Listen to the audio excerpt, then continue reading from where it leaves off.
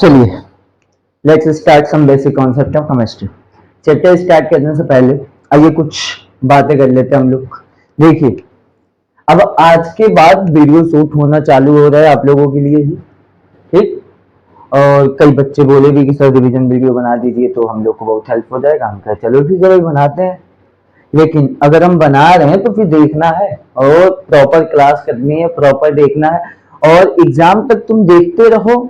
वादा है कि 2 बार से 3 बार केमिस्ट्री बिल्कुल आराम से खत्म कर, चैप्टर नहीं केमिस्ट्री खत्म हो जाएगी 2 से 3 बार एग्जाम तक, ठीक। तो अभी आज हम लोग जैसे कि पहला चैप्टर पढ़ेंगे। सबसे पहले हम लोग पढ़ेंगे some basic concept of chemistry. देखो, तो मोस्ट ऑफ द चैप्टर मतलब जैसे सम बेसिक कॉन्सेप्ट का वन शॉट है ना, मोस्ट ऑफ द चैप्टर का वन शॉट वीडियो बनाऊंगा। कुछ पीआईक्यू के अच्छे क्वेश्चन, साथ ही में अच्छे क्वेश्चन कॉन्सेप्ट क्वेश्चन के साथ बातें पूरी होंगी चैप्टर में। वन शॉट है तो ये मत समझना कि भाई छूट जाएगा अपना, कुछ नहीं छूटने वाला, वादा है। पूरी बातें होगी, पीआईक्यू क्वेश्चन भी होगा, साथ में अच्छे से अच्छे क्वेश्चन खुद अपने हैंड रिटन भी क्वेश्चन कुछ होंगे, कुछ हैं जो मॉड्यूल आपके हैं, मतलब हर टाइप के क्वेश्चन को करेंगे। और दूसरी चीज ये ध्यान रखना है कि देखो वीडियो तो प्रॉपर आपको मैं दूंगा, ठीक। हर हफ्ते में 2 वीडियो आपको मिलेंगे, ठीक। और मतलब कि हफ्ते में आप 2 चैप्टर कंप्लीट कर लो केमिस्ट्री के, ठीक। तो मुश्किल से मुश्किल आप बहुत ही जल्द 3 से 4 महीने में पूरी केमिस्ट्री एक बार में खत्म हो जाएगी। मतलब अभी आपके पास रिवीजन के लिए बहुत सारा टाइम बचेगा, लेकिन अभी मेन चीज फोकस ये है कि हर चैप्टर को पढ़ेंगे तो बेसिक से जाऊंगा मैं, एकदम बेसिक से जाऊंगा और साथ में लेवल पे भी जाऊंगा, तो ये भी ध्यान रखिएगा। और दूसरी चीज, एक सबसे इंपॉर्टेंट बात जो आज हमें करनी है कि हाँ, मतलब वीडियो कोई भी चालू करना तो अंत तक देखना। सबसे पहली चीज, जैसे कि बाकी लोग, मैं किसी की बुराई नहीं करता, पहली बात ये ध्यान रखना, मतलब जैसे कि हर लोग 8 घंटे 7 घंटे 6 घंटे का इतना लंबे लेंथ का मतलब वीडियो नहीं भाई, ज्यादा लंबा लेंथ का वीडियो नहीं होगा अपना। अपना मुश्किल से मुश्किल अप्रॉक्स 2 से 3 से मैक्सिमम 3.5 घंटा है ना चैप्टर, उसमें कॉन्सेप्ट भी होगा, क्वेश्चन भी होगा, हर चीज होगा, मतलब ज्यादा से ज्यादा इतना जाएगा। ज्यादा लेंथ लेने से मतलब यार मोबाइल के पास बैठ के ज्यादा पढ़ना हमें बेनिफिट नहीं लगता है। बाकी मैं भी ऑनलाइन ही पढ़ाने जा रहा हूँ, तो हम लोग वीडियो देने जा रहा हूँ, लेकिन ये बात बोल रहा हूँ ये हमें नहीं लगता। बाकी आप लोगों को लगता हो तो करिए, कोई दिक्कत नहीं है, लेकिन ज्यादा लंबा लेंथ नहीं लेके जाऊंगे यार, ठीक। तो चलो स्टार्ट करते हैं अपना सबसे पहला चैप्टर, जिसका नाम है some basic concept of chemistry, है ना। सबसे पहला चैप्टर है कि some basic concept of chemistry. अब भाई यहाँ पे तुम्हें साफ साफ दिख रहा है इसके नामों में कि बेसिक, है ना, कॉन्सेप्ट। अब बेसिक कॉन्सेप्ट जो, तो लल्ला एक बात बता कि यहाँ पे बेसिक चीजें सीखेगा तू, अगर यहाँ पे नहीं सीख पाएगा तो फिर आगे के क्वेश्चन, आगे के चैप्टर को रिलेट नहीं कर पाएगा। और मुद्दा आता है, कुछ बच्चे कहते हैं sir some basic concept of chemistry पढ़ लिया, क्वेश्चन नहीं निकल। भाई some basic concept of chemistry से जरूरी नहीं है कि तुम्हारा सिर्फ यही से क्वेश्चन बनेगा। कभी कभी एग्जाम में क्या होता है कि पूरी केमिस्ट्री को रिलेट करके किसी एक चैप्टर में क्वेश्चन बना देगा। अब यहाँ का कॉन्सेप्ट होता है तो लोग यहाँ पे पीवाईक्यू में यहाँ पे डाल देंगे तुमको, ठीक। तो तुम लगाओगे तो लगेगा कि यार नहीं हो रहा है, नहीं निकल, लोड नहीं लो, केमिस्ट्री पूरी पढ़ो, उसके बाद एक भी क्वेश्चन दिक्कत हो तब बताना, ठीक। तो सबसे पहले बेसिक चीजें, अब देखो पूरी फिजिकल केमिस्ट्री इस पे डिपेंड है, ये बात तो ध्यान रखना कि अगर some basic concept of chemistry नहीं आएगा तो फिजिकल केमिस्ट्री नहीं आएगी। अब देखो सबसे पहले हम लोग देखते हैं क्या चीज की मैटर, है ना। मैटर क्या होता है?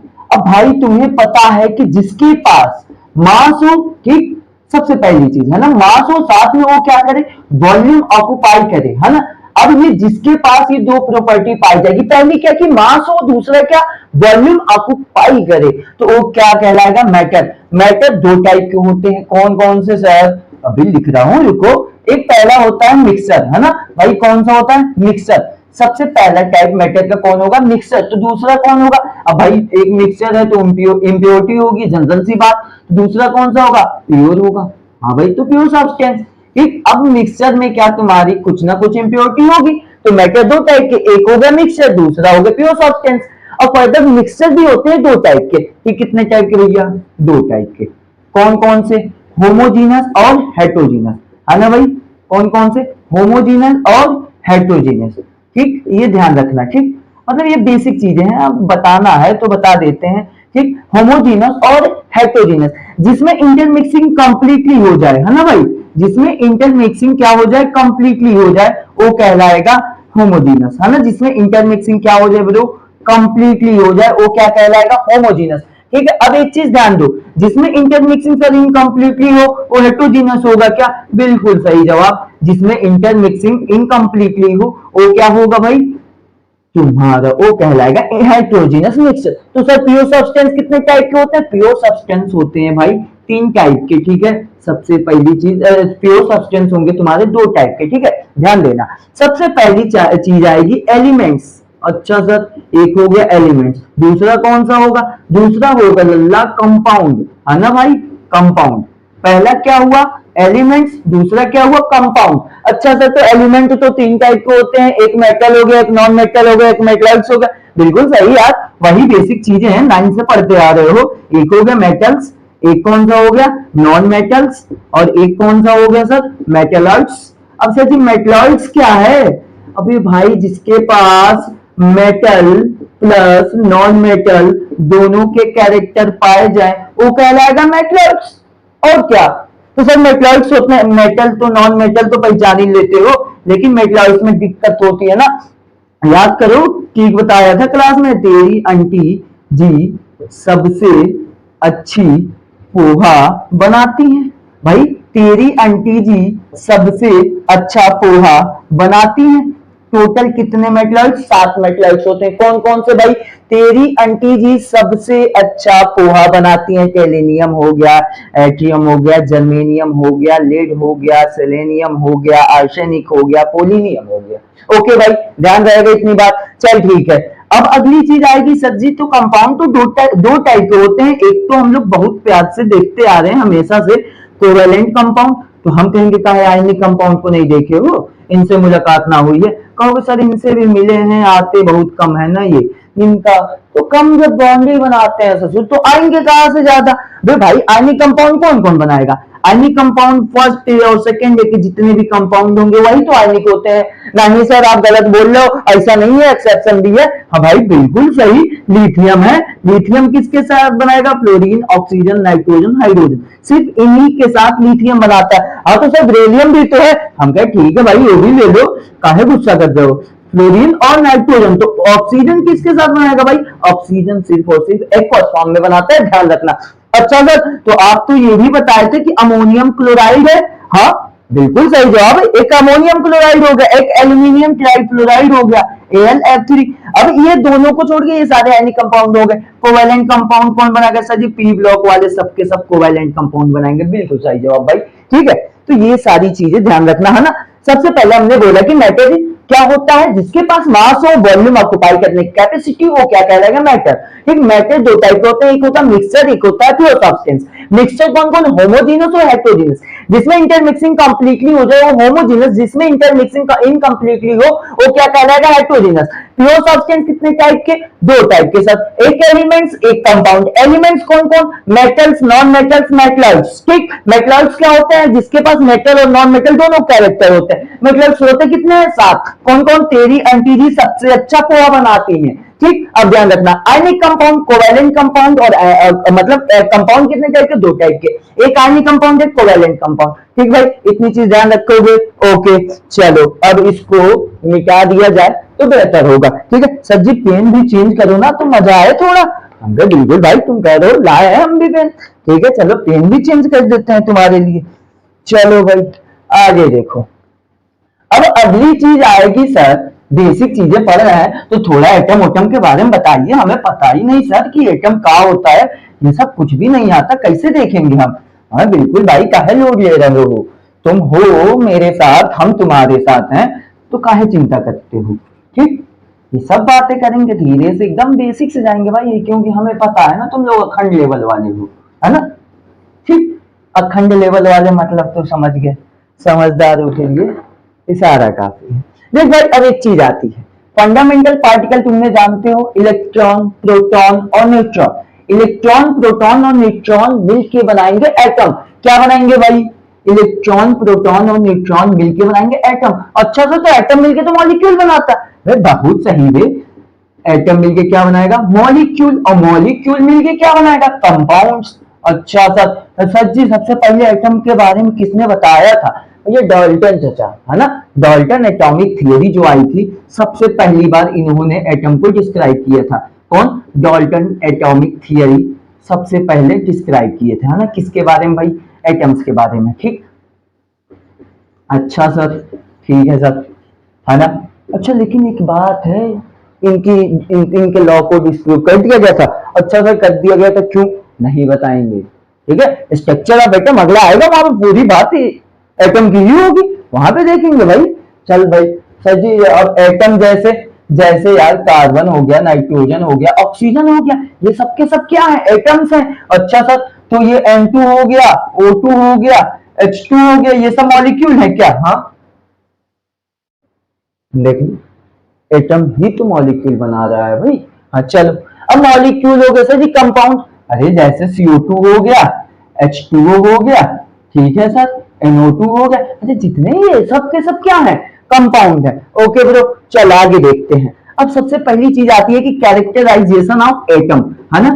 कैरेक्टराइजेशन ऑफ एटम, एटम को कैरेक्टराइज कैसे किया जाएगा, कैरेक्टराइजेशन ऑफ एटम, है ना भाई। तो एटम को कैसे ध्यान दिया जाए कि उसके बारे में कुछ बातें हम लोगों को पता चल जाए, ठीक। अगर मान ले भाई, एटम को कैरेक्टराइज करने के लिए सबसे पहले तीन चीजें ध्यान देना है।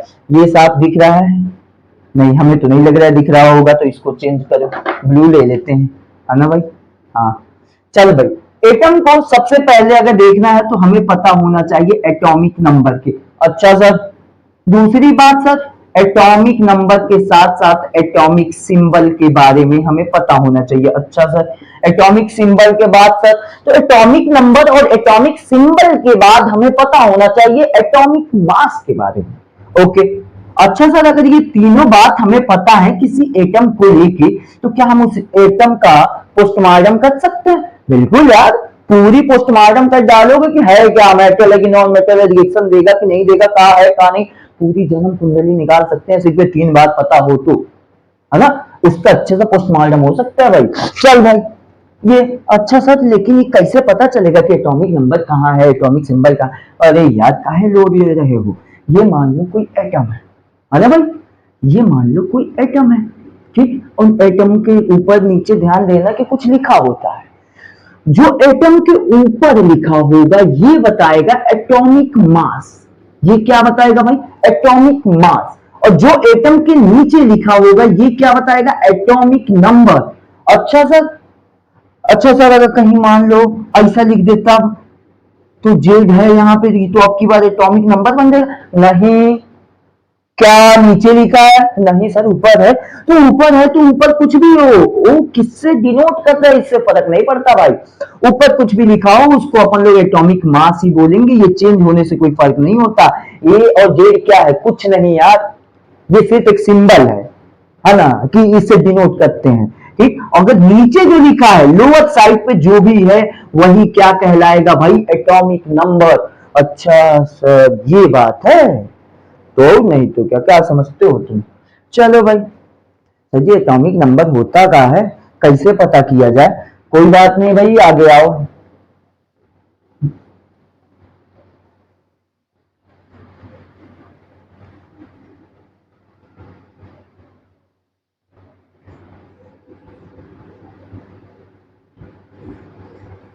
एटॉमिक नंबर होता क्या है सर? भाई देख, अब एक बात बताएं तुम्हें, एटॉमिक नंबर तो तुमने देख लिया, एटॉमिक नंबर, एटॉमिक मास, मास के बारे में थोड़ा सा देख लिया जाए। सर जी एटॉमिक मास क्या होता है ना। एटॉमिक मास, एटॉमिक मास भाई कुछ बड़ी चीज नहीं है ना। एटॉमिक मास मतलब, मतलब क्या है भाई, नाम में दिख रहा है mass of one atom is known as atomic mass, तो कुछ बड़ी बात थोड़ी है। Mass of one atom is known as atomic mass. अच्छा सर यही चीज है क्या? हाँ भाई इतना, सर जी लेकिन हम तो बहुत लंबा फार्मूला पढ़े थे डिफिनीशन। कुछ नहीं, डिफिनीशन थोड़ी आएगा नहीं तुम्हें, हाँ पोथा थोड़ी बनाना है नोट्स का, बातें समझनी है, बातें क्या होती है ना। चल भाई, तो mass of one atom is known as atomic mass, है ना। तो sir ji atomic mass unit क्या होगा, एटॉमिक मास यूनिट, सबसे पहले तो ये देख इसको डिनोट करेंगे हम लोग यू से। अच्छा sir ji, atomic mass unit है क्या? एटॉमिक मास यूनिट होता कितना है ये सबसे पहले ध्यान रखना। एटॉमिक मास यूनिट होता है 1 अपॉन एवोगाड्रो नंबर के। किसके भाई? 1 अपॉन एवोगाड्रो नंबर के। अच्छा सा, तो एटॉमिक मास यूनिट अगर हम लिख दें एवोगाड्रो नंबर पे 6.023 इंटू 10⁻23, तो ये लगभग लगभग क्या हो जाएगा sir? Atomic mass unit directly याद रखो भाई कि ये कितना होता है, 1.67 इंटू 10⁻24 ग्राम। ठीक सर जी, ये तो ग्राम में हो गया। हाँ, किलो में चाहो तो चेंज कर लेना इसको, और क्या भाई। चल ठीक है, अब ये थोड़ा सा लाल पेन से देखा जाए, है ना भाई। लाल पेन अपना यूज करना पड़ेगा, है ना, क्योंकि तुम लोग बदतमीज तो हुई, है ना।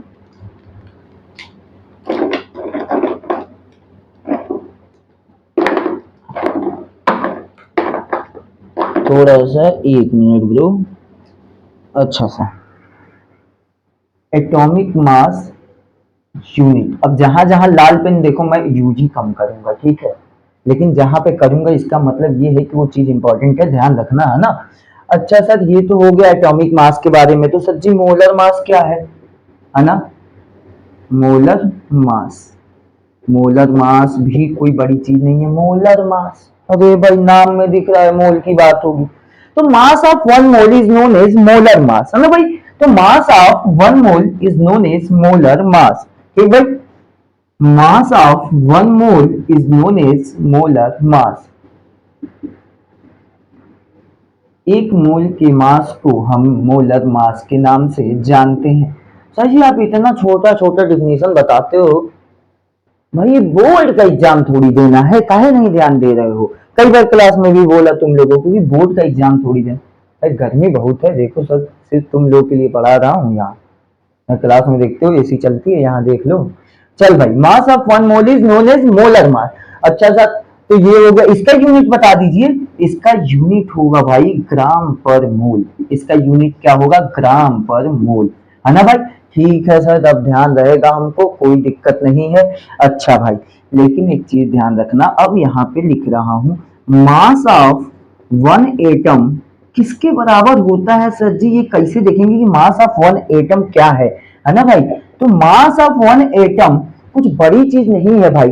मास, एक एटम का जो मास होता है ना भाई, उसका जो डेंस न्यूक्लियस है ना, न्यूक्लियस, उस न्यूक्लियस में जो जो चीज है वही न्यूक्लियस ही है जो उसके मास को वेरीफाई कर दीजिए, मतलब न्यूक्लियस ही है। उन न्यूक्लियस की वजह से एटम के पास जो मास है ना, वो न्यूक्लियस की वजह से ही है। ठीक, सभी न्यूक्लियस की वजह से है। तो हम यहाँ पे लिख दें क्या, mass of 1 atom is equal to number of nucleon. Nucleon मतलब क्या होता है? अरे इॉन मतलब होता है घर, और न्यूक्लियन मतलब न्यूक्लियस का घर, मतलब न्यूक्लियस में रहने वाले, है ना। जो अब न्यूक्लियन मतलब कि उसमें रहने वाले लोग, तो भाई न्यूक्लियस में रहने वाले लोग। तो सब्जी न्यूक्लियस में तो कौन कौन रहता है? Neutron plus proton. तो ये भी बोल दिया जाए क्या कि mass of 1 atom is, mass of 1 atom is equal to neutron plus proton. हम कहे हाँ यार बोल दो, कोई दिक्कत थोड़ी है, कोई दिक्कत थोड़ी है, बोल दो, जो तुम्हारा मन हो तुम बोल दो, उसमें कौन सी बड़ी बात है भाई। अच्छा सर, ठीक है सर, और कुछ बता दीजिए, बताना हो तो।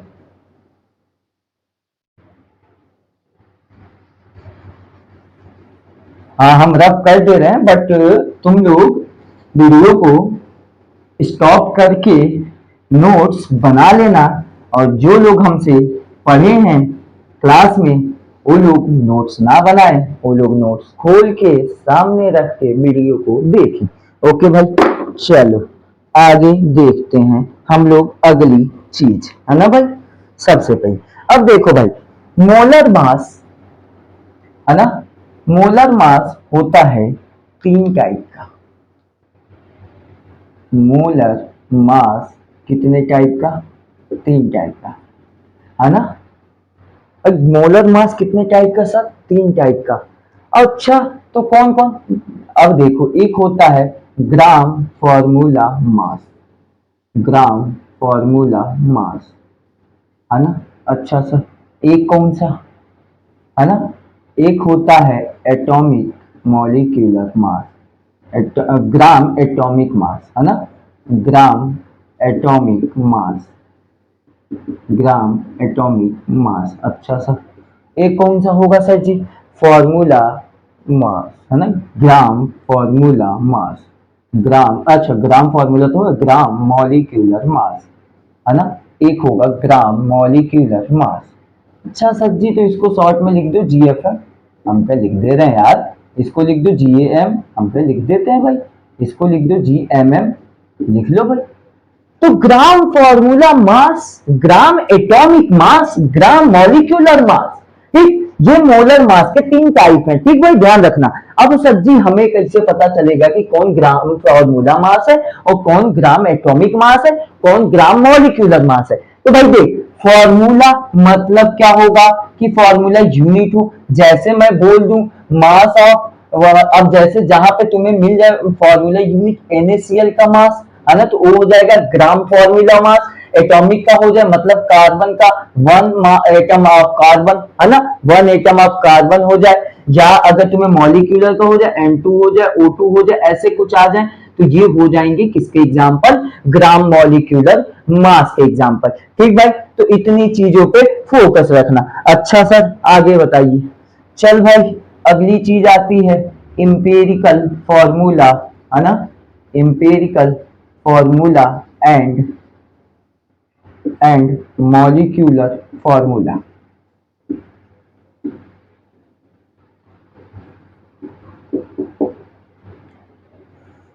Empirical formula and molecular formula. देख भाई, अगर तुम्हारे कंपाउंड में, ठीक है, तुम्हारे कंपाउंड में जो भी पूरा कंपाउंड है उसका कुछ ना कुछ फॉर्मूला होगा, उस फॉर्मूले में एटम होंगे, कई टाइप के एटम होंगे, अलग अलग एटम होंगे, उन अलग अलग एटम का सिंपल होल नंबर रेशियो जो होगा वो कहलाएगा इंपेरिकल फॉर्मूला। और उस कंपाउंड में एक्चुअल कितना नंबर ऑफ एटम है, मतलब अगर मान लो कि ए है किसी में, तो ए किसी में 5 है, ठीक है, बी किसी में 10 है, तो E B5 मान लो मैंने लिख दिया कि कहीं पे A5 है B10 है, तो मैं इसका रेशियो भी तो निकाल सकता हूँ 1:2। A1 है, 1 मान ले, B कितना मान ले 2, तो AB2 भी बोल सकता हूँ। तो ये रेशियो हो गया, ये क्या होगा? Empirical formula. लेकिन उसमें A कितना था? 5, B कितना था? 10, तो मॉलिक्यूलर फॉर्मूला होगा A5B10, A5B10। सर जी थोड़ा सा इसको लिख दो आप, है ना। तो ये क्या है molecular formula? It is simplest whole number of whole number ratio of atom. ठीक है भाई, ये कुछ नहीं है, ये एक सिंपल होल नंबर रेशियो है एटम का, है ना, ये कहलाएगा एम्पेरिकल फॉर्मूला। अच्छा सर, तो मॉलिक्यूलर फॉर्मूला वही कि जिसमें एक्चुअल नंबर ऑफ एटम की बात करें, है ना, इन ए कंपाउंड, मतलब कि एक्चुअल नंबर, उसमें एक्चुअल में कितना एटम है, actual number of atom present in compound, ये क्या कहलाएगा भाई? मॉलिक्यूलर फॉर्मूला, है ना, इतनी चीज ध्यान रखना। ठीक है, अब सबसे पहले हमने देखा कि एम्पिरिकल फॉर्मूला क्या होता है, कि it is simplest whole number ratio of atom. Molecular formula क्या होता है? Actual number of atom present in a compound. जैसे अगर कुछ समझाओ ना, मजा नहीं आ रहा है, जैसे सिंपल एग्जांपल है, ग्लूकोज C6H12O6। अच्छा चल भाई देख, अब एक चीज ध्यान देना, है ना, जैसे देखो मैं यहां पे कहूं कि कार्बन जितना है उसका डबल क्या है हाइड्रोजन, कार्बन 6, हाइड्रोजन कितना है 12, ऑक्सीजन कितना है 6, तो मैं यहां पे लिख नहीं सकता हूं C1, हाइड्रोजन कितना है वहां पे, कार्बन का दुगना H2, ऑक्सीजन कितना है 1, तो इसको CH2O लिख सकते हैं। हाँ सर ठीक है, ये तो आप रेशियो बता रहे हो, हम समझ गए, तो तुम कम समझदार थोड़ी हो। अब देख भाई, अब ये चीज हो गई, और एक फॉर्मूला यहाँ पे तुम्हारा डायरेक्टली एक जगह फॉर्मूला लिख दो CH12O6, एक्चुअल में इसमें कितना, तो ये जो तुम्हारा रेशियो निकल के आया ना लल्ला, ये रेशियो जो निकल के आया, ये एग्जाम्पल है एम्पेरिकल फॉर्मूला का।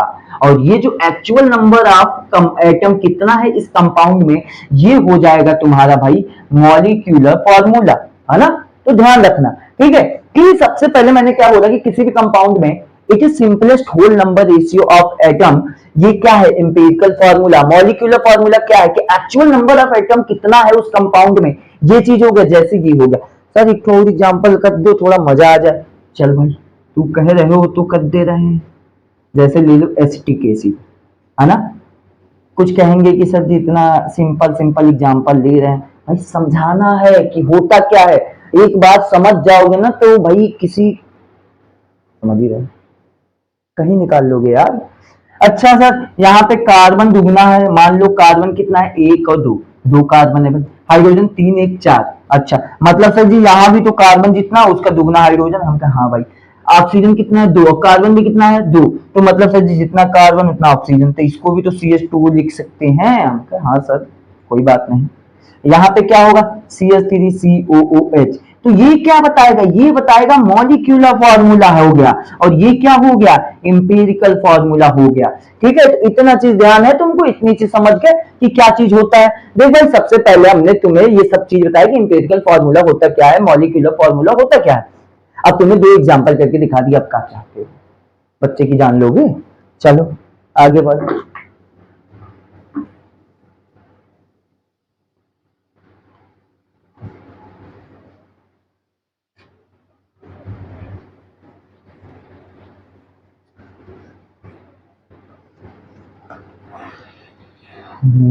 देखो, चलो भाई, कोई बात नहीं, जिंदगी है। कोई घर में पोछा लगा रहा है तो कोई बोर्ड पे लगा रहा है ना। चल भाई आगे देखो, हमारी तो जिंदगी वैसी नहीं है घर में पोछा लगाने वाली ना, तो भाई हाँ तो सर बोर्ड पे भी तो लगा ही रहे हो, लगा ही जाए। चलो आगे देखो, अगली चीज आती है भाई कि ये एक चीज आता है कि मॉलिक्यूलर फॉर्मूला निकालेंगे कैसे। सर मान लो कि ये तो आप देख के बता दिए, तो N इंटू इम्पेरिकल फॉर्मूला कर दो भाई, ये आ जाता है मॉलिक्यूलर फॉर्मूला। सर जी थोड़ा एग्जांपल करके दिखाओ ना। अच्छा सर जी, तो N कैसे पता करेंगे। अच्छा ले भाई, ये मान लो क्या है, ग्लूकोज। डायरेक्टली एग्जांपल से समझा रहा है ना। ग्लूकोज का मोलिक्यूलर मास कितना होता है, 180, है ना। और इसका इंपेरिकल फॉर्मूला कितना होता है, CH2O, है ना। CH2O का मॉलिक्यूलर मास कितना हो जाएगा, CH2O का मॉलिक्यूलर मास कितना हो जाएगा, 2 12 2 14, 14 16 30। अच्छा सर ये बात है, तो एम निकालना है ना किसी का भी, तो क्या करोगे, मॉलिक्यूलर मास ऑफ किसका, इंपेरिकल फॉर्मूला या molecular formula, molecular formula upon molecular mass of empirical formula. अच्छा सर ऐसे कर देंगे तो इंपेरिकल फॉर्मूला निकल, एन की वैल्यू निकल जाएगी क्या। हाँ भाई बिलीव तो करो, निकल जाएगी, कहीं भी निकल जाएगी भाई। देखो निकल जाएगी मतलब वो नहीं निकल जाएगी, ध्यान रखना। अब जैसे ग्लूकोज का ही देख लेते हैं, ठीक भाई। Molecular mass of, molecular formula कितना है भाई, मॉलिक्यूलर फार्मूला, ये molecular formula actual number of atom glucose में वही तो बताएगा। तो ये कितना हो गया, 180। ठीक है, एम्पेरिकल फार्मूला का मास रख दो नीचे, कितना हो गया, 30। ठीक है, कितना आएगा, 6। अच्छा सर एन यहाँ ग्लूकोज में 6 ला दिए, ला दिए, ये आ गया। अब यहाँ पे मॉलिक्यूलर फॉर्मूला की जगह पे हम रख दें 6, ग्लूकोज के लिए देख रहे हैं 6, है ना, फॉर ग्लूकोज लिख लो। नहीं तो तुम, कुछ लोग होते हैं टू कॉपी पेस्ट, जैसा मास्टर बोर्ड पे लिखेगा वैसा छाप लेंगे, है ना। तो प्रिंटिंग का दुकान कर लो ना, कॉपी पेस्ट करने की आदत है तो। देख भाई 6 हो गया। एम्पेरिकल फॉर्मूला क्या है, एम्पेरिकल फॉर्मूला क्या है ग्लूकोज का, देखो CH2O क्या है, CH2। अच्छा सर तो इसमें मल्टीप्लाई हो जाएगा का, तो कार्बन में मल्टीप्लाई कर दो से 6, 6 का होगा, ये कितना हो जाएगा 12, ये कितना हो जाएगा O6। हाँ सर ये तो निकल गया मॉलिक्यूलर फॉर्मूला ग्लूकोज का। कहीं क्या रहे हैं हम, तुमको निकल जाएगा, कहीं भी करोगे, कॉन्सेप्ट समझो ना, काहे ज्यादा दिमाग लगाते हो। ठीक है, तो ये ऐसे निकालना होगा तुमको, ठीक है, तो ये ध्यान रखना, ठीक भाई। अब चलो ये सब बेसिक चीजें हैं तो बता दे रहे हैं, है ना। अब आगे बढ़ते हैं हम लोग कि आगे क्या पढ़ेंगे, ठीक है भाई। अब चलो, अब सबसे पहले हम लोग देखते हैं कि भाई आगे की बातें देखते हैं। अभी ये सब बेसिक चल रहा है ना। अभी स्टाइक्योमेट्रिक स्टार्ट नहीं किए आप, हम तो आज ही उसके लिए थे, है ना। कभी कभी जिसके लिए आते हैं उससे मुलाकात नहीं होती है। उसके लिए आए थे तो पहले बेसिक चीजें जान जाओ, ठीक है, उसके बाद देखना कि मॉलिक्यूलर फॉर्मूला चाहे, है ना, ये सब। अच्छा चल भाई, देख, law of conservation of mass, है ना, law of conservation of mass, law of conservation of mass क्या कहता है भाई? एक तो चीज तुम्हें पता है कि एनर्जी, ऊर्जा को ना ही पैदा किया जा सकता है ना ही नष्ट किया जा सकता है, इसको एक फॉर्म से दूसरे फॉर्म में परिवर्तित किया जा सकता है। तो जी कुछ ज्यादा हिंदी नहीं हो गया? Energy can neither be created not be destroyed, है ना, ये जो थर्मोडायनेमिक्स का फर्स्ट लॉ है ना, तो सबसे पहले वही चीज यहाँ पे लिखो, लॉ ऑफ कि एनर्जी के लिए जो तुमने पढ़ा अभी फर्स्ट लॉ के लिए वो बताया ना, सेम टू सेम मास पे भी अप्लाई होता है कि मास can neither be created not be destroyed, ध्यान रखना, है ना भाई। अच्छा सर, तो वहाँ वो थर्मोडायनेमिक्स का फर्स्ट लॉ मास के बारे में बताता है कि मास कभी ना ही नष्ट किया जा सकता, अबे वो एनर्जी के बारे में बताता है, लेकिन हम लोग पढ़ क्या रहे हैं, मास के बारे में ना। तो यहाँ पे क्या है, मास can neither be created not be destroyed, है ना, ध्यान रखना, मास can neither be created not be destroyed. भाई थोड़ी अंग्रेजी हमारी वीक है, इस बात का आप लोग ख्याल रखिएगा। हाँ सर, कही गई कि आप भी तो एकदम हम लोगों से तो ठीक आती है। अरे नहीं बे, बस केमिस्ट्री आती है अंग्रेजी में। अब देख भाई, एक चीज बताऊं कि ये क्या बोलता है, यदि किसी में फिजिकल या केमिकल चेंज होगा किसी रिएक्शन में, मान लो किसी भी रिएक्शन में कि फिजिकल या केमिकल चेंज हो रहा है, तो जितना मास ऑफ रिएक्टेंट होगा उतना ही मास ऑफ प्रोडक्ट होगा। बस सर यही बता रहा है क्या ये? और का, तो अगर कहीं पे मान लो कि फिजिकल या केमिकल चेंज हो रहा है किसी रिएक्शन में, फिजिकल या केमिकल चेंज इन रिएक्शन, तब क्या होगा, तो mass of reactant, mass of reactant is equal to mass of product, है ना, मास ऑफ प्रोडक्ट। कि मतलब क्या सर जी, मतलब नहीं समझ पा रहे हैं? अगर कहीं पे फिजिकल या केमिकल चेंज हो रहा है तो जितना मास रिएक्टेंट का होगा उतना ही मास प्रोडक्ट का होगा। तो सर जी सिंपल लिख दो इसको, mass of reactant is equal to mass of product, है ना भाई, ध्यान रखना, ठीक, ये बातें बहुत ही इंपॉर्टेंट है। Mass of reactant is equal to mass of product, ठीक।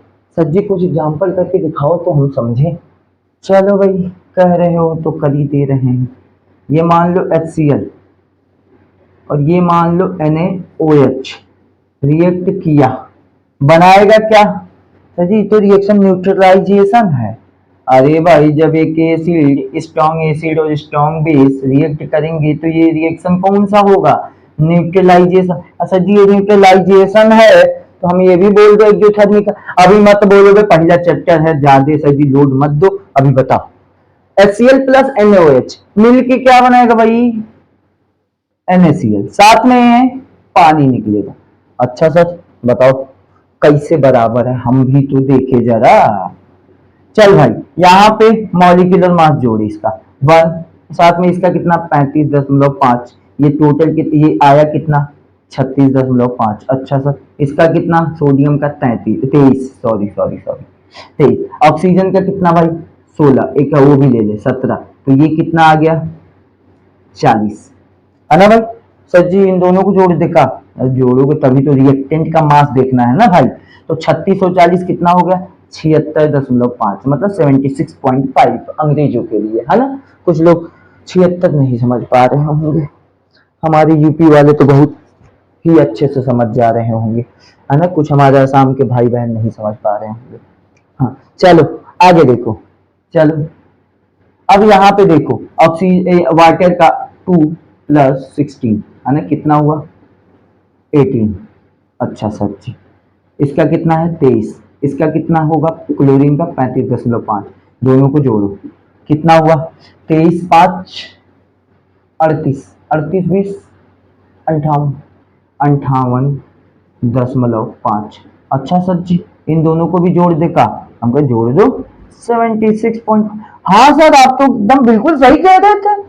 मास फिजिकल केमिकल चेंज हुआ, केमिकल चेंज तो दिख रहा है सर, जितना मास रिएक्टेंट का उतना ही मास प्रोडक्ट का है। देख लो, हल्के में ले रहे हो तुम केमिस्ट्री को। केमिस्ट्री है भाई, एक बार मोहब्बत हो गई तो कभी छूटेगी नहीं, ध्यान रखना, है ना। देख भाई, सबसे पहले HCl NaOH मिलके क्या बनाया, NaCl और H2। ठीक भाई, यहाँ पे हमने देखा कि रिएक्टेंट का मास कितना है 76.5, और हमने प्रोडक्ट का भी मास देखा कितना है 76.5। तो law of conservation of mass यही बताता है कि फिजिकल या केमिकल चेंज किया जाए रिएक्शन में तो mass of reactant is equal to mass of product. ठीक भाई, ध्यान रखना, है ना। अब चल भाई, ये चीज अगर तुम्हें क्लियर हो तो आगे बढ़ा जाए, है ना, आगे बढ़ा जाए। चल भाई,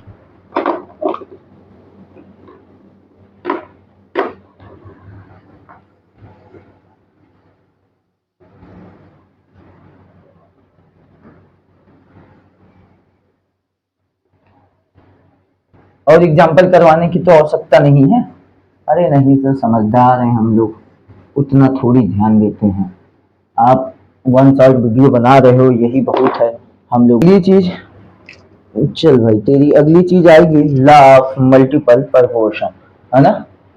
लॉ ऑफ मल्टीपल प्रोपोर्शन, है ना। लॉ ऑफ मल्टीपल प्रोपोर्शन क्या होता है, इस चीज को ध्यान देना। लॉ ऑफ मल्टीपल प्रोपोर्शन ये बोलता है कि अगर देखो दो एलिमेंट साथ में रिएक्ट कर रहे हैं और जो दो अलग अलग डिफरेंट टाइप के कंपाउंड बनाएंगे, उनमें एक एलिमेंट ऐसा होगा जिसका मास क्या होगा, फिक्स्ड होगा, है ना, जिसका मास क्या होगा, फिक्स्ड होगा, है ना भाई, ये चीज ध्यान रखना। According to this law, according to this law, if two element if two element are combined together,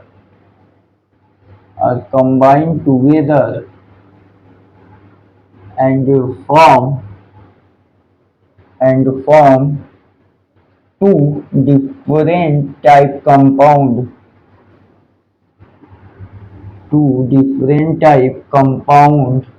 with different mass, in which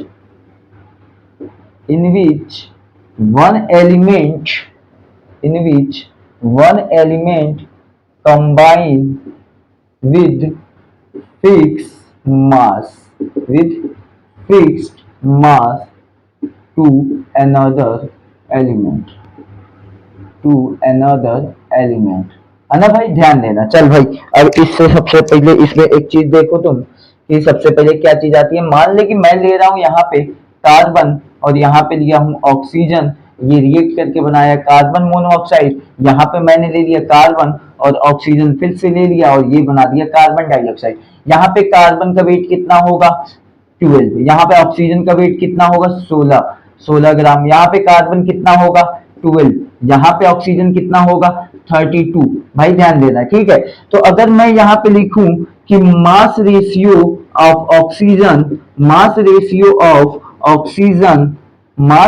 of oxygen in carbon monoxide and carbon dioxide. Carbon monoxide में oxygen कितना है भाई, देख 16, carbon dioxide में oxygen कितना है भाई 32। तो सर जी ये तो सिंपल रेशियो अगर देखा जाए तो 1:2 आया, लेकिन आप तो बोल रहे हैं कि एलिमेंट एक ऐसा होगा जो फिक्स्ड मास से कंबाइन हुआ है, एक होगा ना भाई। तो अभी ऑक्सीजन का देखे हो, अब देख लो कार्बन का। मास रेशियो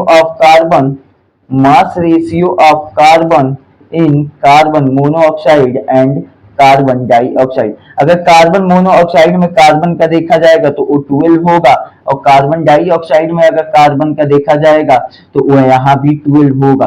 तो अब तू यहाँ पे मैं सिंपल रेशियो अगर ले लूं तो क्या होगा 1:1 नहीं होगा। तो यही है लॉ ऑफ मल्टीपल प्रोपोर्शन। ठीक भाई, चल भाई, अब इतनी चीज ध्यान में हो तो चल आगे देखते हैं, है ना। अब आगे की बात ध्यान देते हैं। अब देख भाई, सबसे पहले इसको मिटा, ठीक। अगली एक और लॉ आएगी, अगली एक और लॉ आने वाली है, लॉ ऑफ डेफिनिट प्रोपोर्शन, उसको हम लोग लॉ ऑफ कांस्टेंट प्रोपोर्शन के नाम से भी जानते हैं।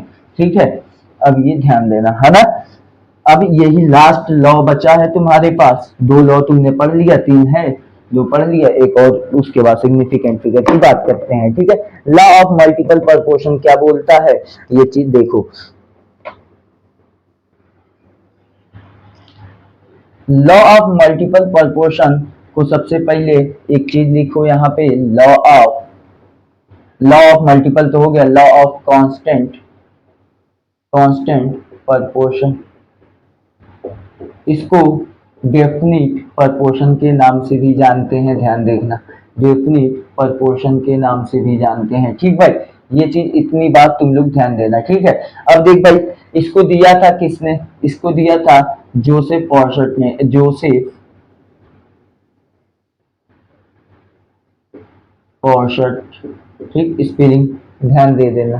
ठीक भाई, जो इसमें ध्यान दो, according to this law, according to this law, इस लॉ के अकॉर्डिंग ये चीज है कि अगर कहीं से भी कोई चीज प्राप्त कर रहे हैं हम, मान लो कि अकॉर्डिंग टू दिस लॉ हमारे पास डिफरेंट टाइप के सोर्स हैं, अगर हम कोई मॉलिक्यूल ऑब्टेन किए हैं तो उनमें क्या होगा कि उसका जो कंपोनेंट का रेशियो होगा वो सेम होता है ना। तो according to this law molecule obtained, molecule obtained from different source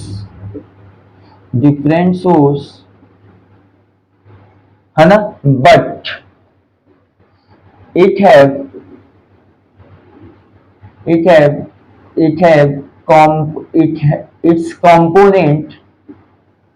its component में लिख लेना by weight remain same,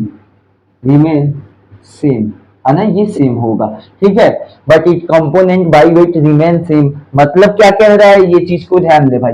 जैसे मान ले कि ए है और बी है, मैंने रिएक्ट करके बनाया ए बी, मान लेते हैं कि यहाँ पे ए का मास है M1 और बी का है M2। अब ये ए और बी मैंने मान लो कि बनाया कहाँ पे, लैब में। ठीक भाई, अब मान लो कि मैं पॉन्ड में यही रिएक्शन चला रहा हूं बैठ के और वहां भी ए भी बना, तो वहां भी फिक्स है कि M1 और M2 ही होगा, ये बात ये बताती है। अगली चीज देख ले भाई कि अगर मान ले हाइड्रोजन है, उससे ऑक्सीजन रिएक्ट किया तो क्या बना दिया, 2 मोल वाटर बना दिया। अगर 2 मोल वाटर में हम लोग हाइड्रोजन को देखें, ऑक्सीजन को देखें, तो ये है 4 और ये इसका क्या होगा 32, है ना। देख भाई H2, sorry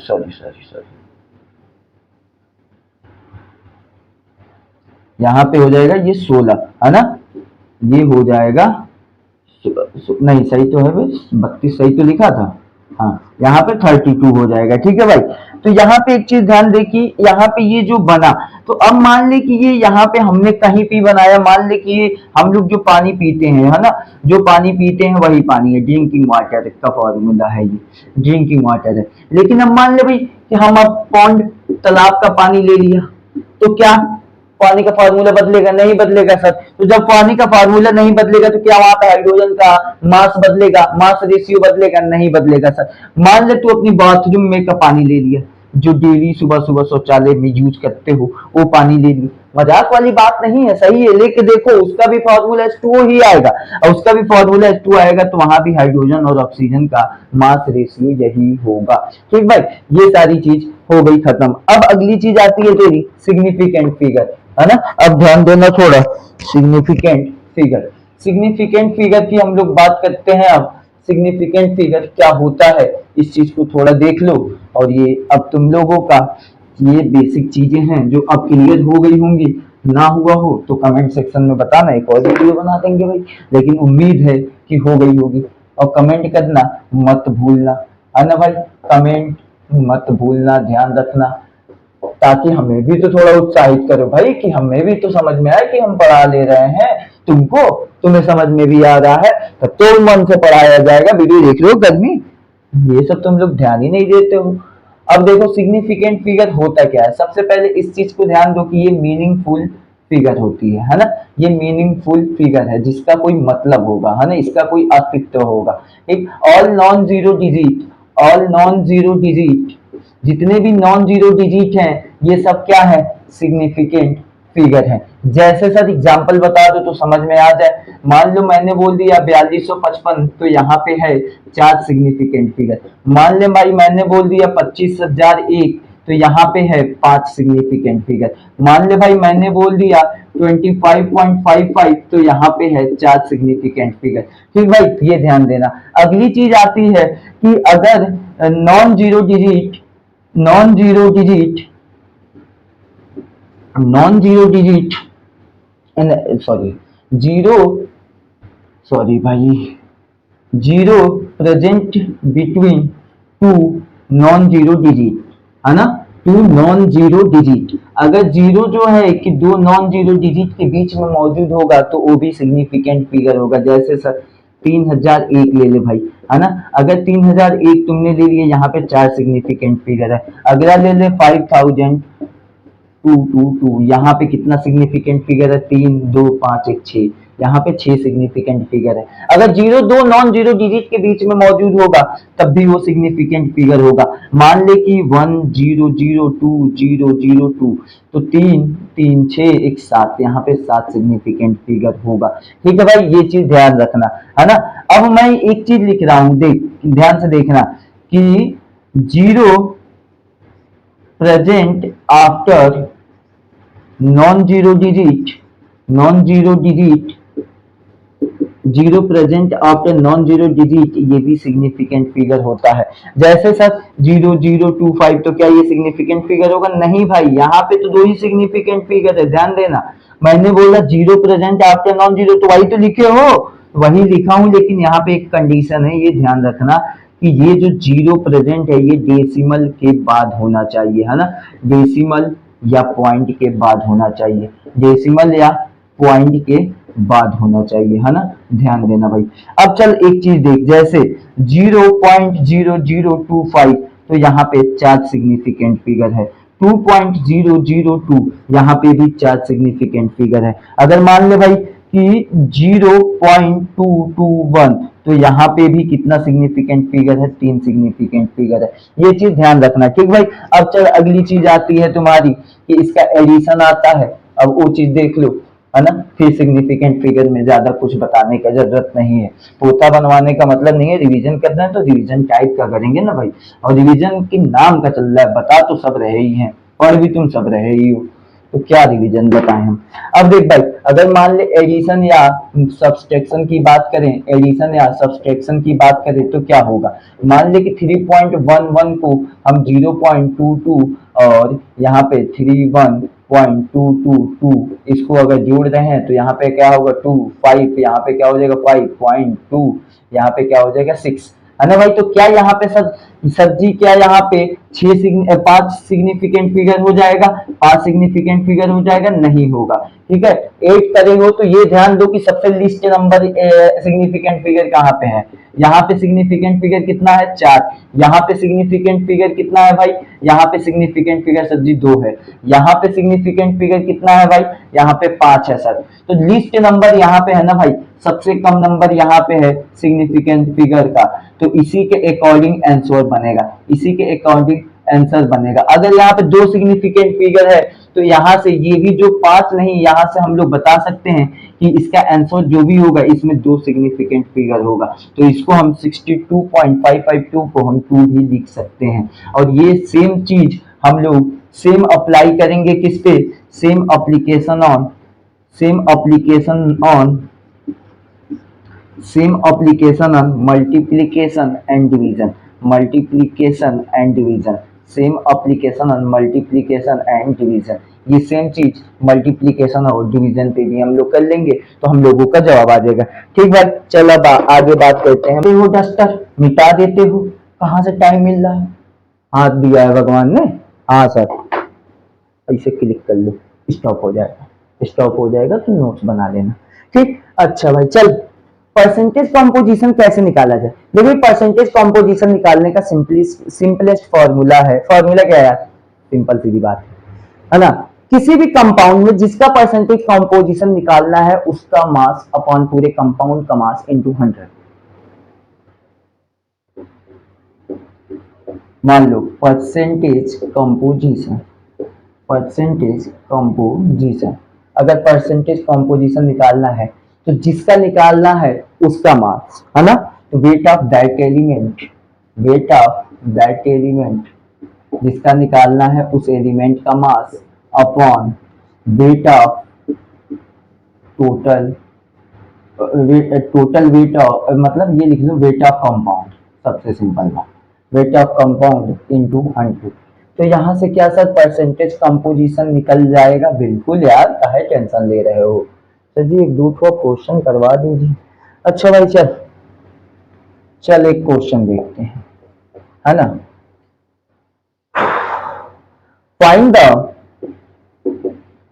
find the percentage of sodium in sodium sulphate. ठीक भाई, हाँ सर समझ गए। ठीक, और चलो एक और फॉर्मूला ले लो, फॉर्मूला का एक और क्वेश्चन ले लो। Find the percentage of carbon in ethyl alcohol.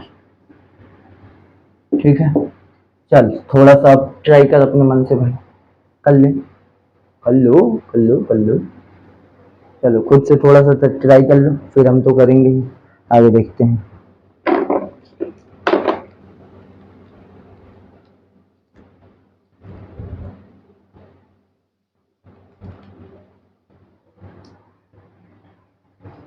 चलो चल भाई, percentage of sodium is equal to sodium का वेट ऑफ दैट एलिमेंट, मतलब इसका इस पूरे कंपाउंड में निकालना किसका है? सोडियम का। सोडियम है कितना? 2 सर, तो 23 सोडियम का मॉलिक्यूलर वेट होता है, इसमें 2 का मल्टीप्लाई कर दे। अच्छा सर, सोडियम सल्फेट का कितना होगा? 142 होता है। ठीक सर, इसमें मल्टीप्लाई कर दे 100 का। ठीक, अब देख भाई ये क्या आ जाएगा? ये आ जाएगा तुम्हारा 46 डिवाइडेड बाई 142 इंटू 100, है ना।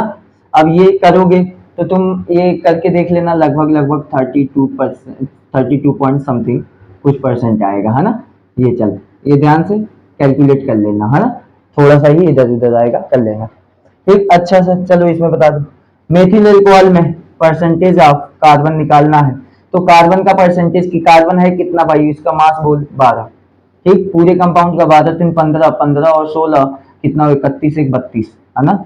12/32 इंटू 100। ठीक है भाई, इसका भी निकाल ले। अब ये जो कंपाउंड आएगा कैलकुलेट कर ले। ठीक, ये होगा आंसर, है ना। चल भाई, समझ गया, समझ गया, चल आगे बढ़। मॉलिक्यूलर फार्मूला हो ही गया तेरा, अब ये सब हो गया, अब आगे बढ़। सर जी एक थोड़ा बढ़िया क्वेश्चन करा दो ना, फिर मजा आ जाए।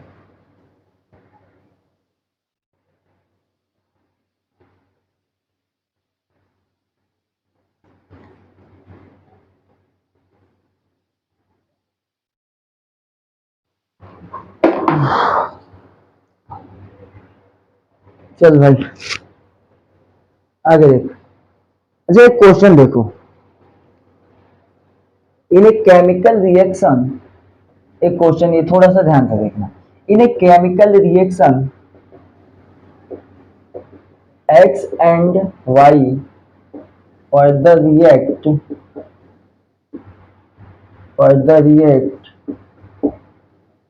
अब फर्दर मतलब एक्स है in a chemical reaction, X and Y further react and form X Y type type compound in which 75% X will be present,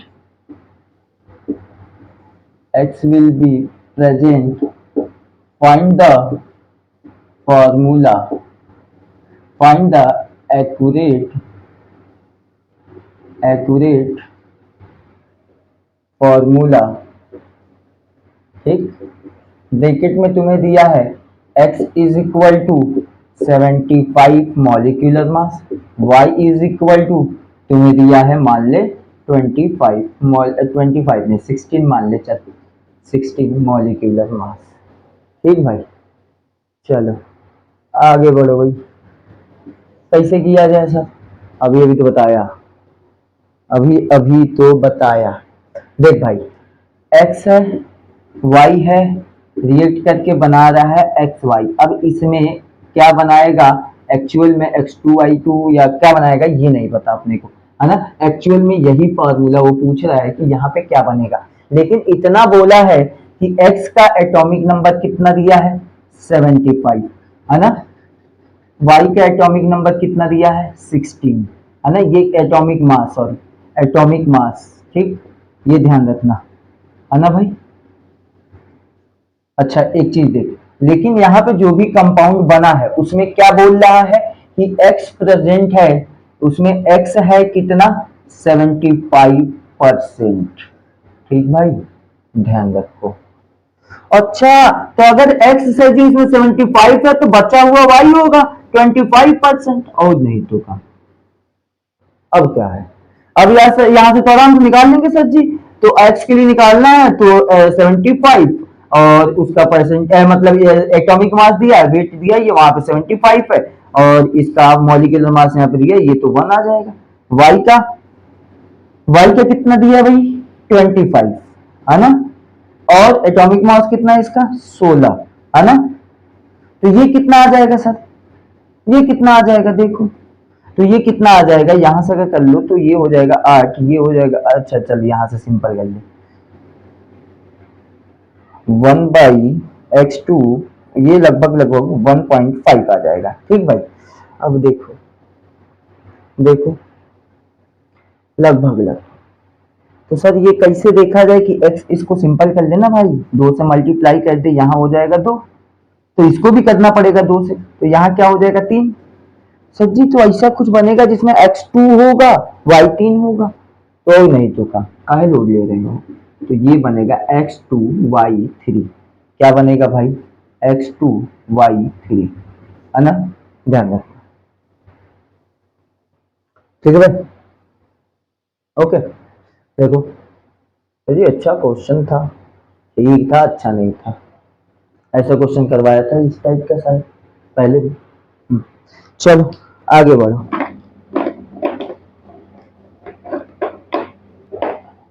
अब अगली चीज आती है, अब यहां से स्टार्ट करते हैं हम लोग मोल, है ना भाई। क्या देखते हैं मोल। अच्छा चलो देखो, हम अपनी कोशिश तो करेंगे कि पूरी चीज बताई जाए, पूरी चीज समझाई जाए, कुछ प्रीवियस ईयर के क्वेश्चन भी करा दूंगा तुम लोगों को। ठीक है,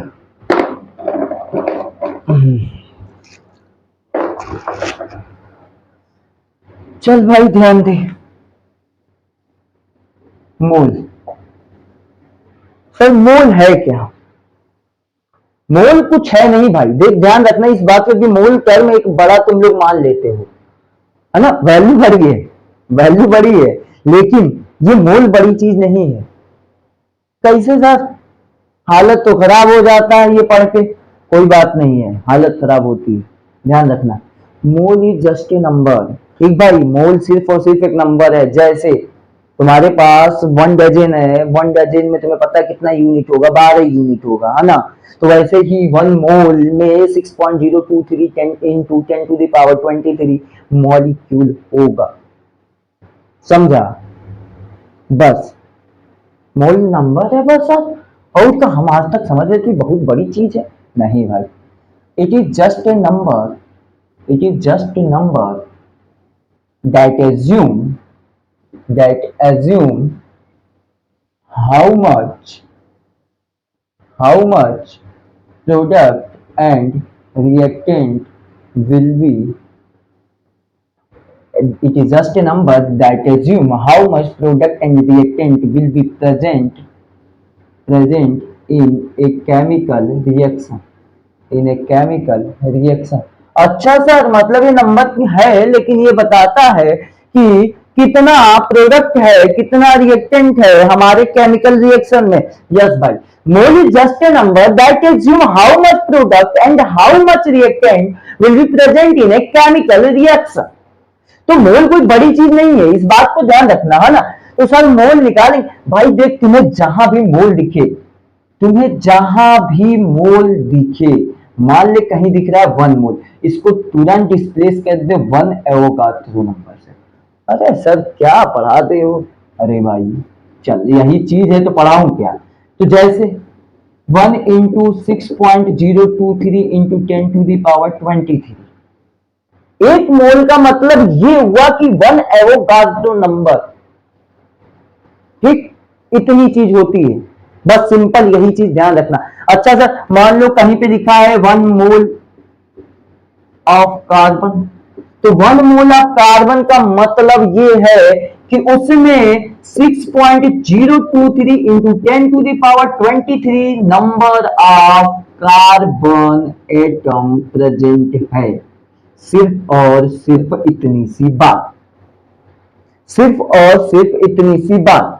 अच्छा सर कहीं मान लो 5 मोल ऑफ लिखा हो तब क्या करें, तो इसमें भी कुछ नहीं, 5 into 6.023 into 10 to the power 23 number of nitrogen molecule, nitrogen molecule.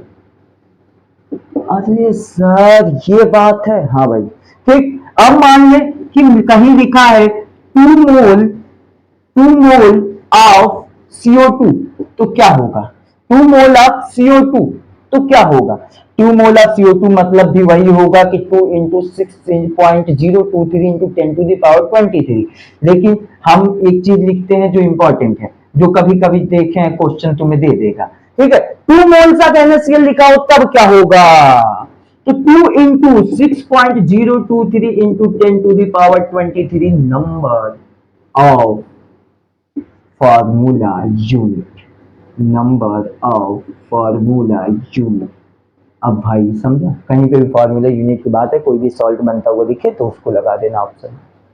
Okay, okay sir. अच्छा सर तो ये एवोगाड्रो नंबर जो है ये क्या है, अबे भाई एवोगाड्रो नंबर कोई बहुत ही मेहनत नहीं किया गया है, ये एक हाइपोथेसिस है ना। एक एवोगाड्रो नंबर क्या है, एवोगाड्रो नंबर है हाइपोथेसिस, क्या है, हाइपोथेसिस है, हाइपोथेसिस समझे, है ना। हाइपोथेसिस 1 एवोगाड्रो नंबर बराबर होता है, 1 Avogadro number is equal to होता है 6.023 इंटू 10 to the power 23।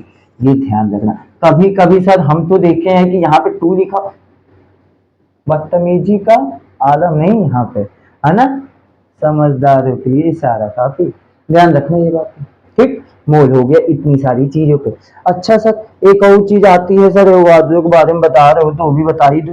एक आता है एवोगाड्रो लॉ, है ना, क्या आता है, एवोगाड्रो लॉ, है ना। एवोगाड्रो लॉ क्या होता है ना। पहली चीज तो ये ध्यान रख कि Avogadro law it is only applicable of, it is only applicable for, applicable for gas. ये सिर्फ और सिर्फ किसके लिए अप्लीकेबल है, गैस के लिए। सबसे पहली चीज ये ध्यान रख कि ये किसके लिए अप्लाई करते हैं हम, सिर्फ तो सिर्फ गैस के लिए, है ना भाई। तो एवोगाड्रो लॉ क्या है, it is only applicable for gas, ये सिर्फ और सिर्फ गैस के लिए अप्लीकेबल है ना, इतनी चीज ध्यान रखना। अब अगली चीज आती है कि सर जी क्या, यहाँ पे क्या चीज है, देख भाई,